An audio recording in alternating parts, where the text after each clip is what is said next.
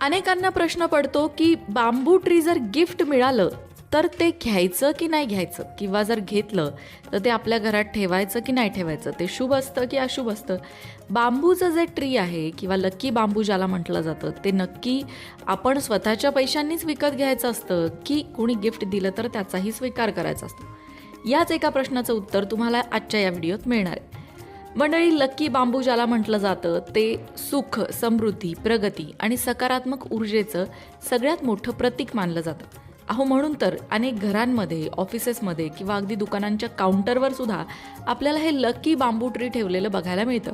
कारण त्या त्या वास्तूतले दोष त्यामुळे दूर होतात अशी मान्यता आहे. पण अनेकांच्या मनात एक मोठा संभ्रम असतो की बांबूचं रोप कोणाकडून तरी भेट म्हणून मिळणं चांगलं की स्वतःच्या पैशानीच विकत घ्यावं.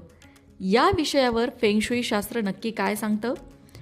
फेंगशुई शास्त्रानुसार बांबूच्या रोपाचे दोन्ही प्रकारे वेगळं महत्त्व आहे. म्हणजे जरी तुम्ही विकत घेताय किंवा कुणाकडून गिफ्ट मिळतंय, या दोन्ही प्रकारांमध्ये या रोपाचं वेगळं वेगळं महत्त्व आहे.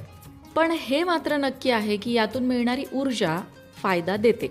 आता जर भेट म्हणून मिळत असेल तर त्याचा काय अर्थ? अर्थात ते शुभ मानलं जातं. फेंगशुईनुसार जर तुम्हाला लकी बांबूचं रोप कोणी भेट म्हणून दिलं तर ते सर्वात जास्त शुभ आणि प्रभावशाली मानलं जातं. जेव्हा एखादी व्यक्ती तुम्हाला हे रोप प्रेमाने किंवा चांगल्या भावनेने भेट देते, तेव्हा त्या व्यक्तीच्या सकारात्मक भावना, सदिच्छा त्या रोपासोबतच तुमच्या घरात प्रवेश करतात. पण याचा अर्थ असा नाही की आपण समोरच्याला सुचवावं की बाबा तुला मला गिफ्ट द्यायचंय तर तू हे गिफ्ट दे, असा त्याचा अर्थ नाही. जर समोरच्याकडनं ते दिलं जात असेल तर आपसुकच त्याचा लाभ होतो. भेट म्हणून मिळालेलं बांबू घरात ठेवल्याने घरात सुखसमृद्धी वेगाने वाढते, नशिबाची साथ मिळते. म्हणूनच लग्न, वाढदिवस, गृहप्रवेशाच्या वेळी लकी बांबू भेट देण्याची पद्धत आता भारतातही रुजलेली आहे.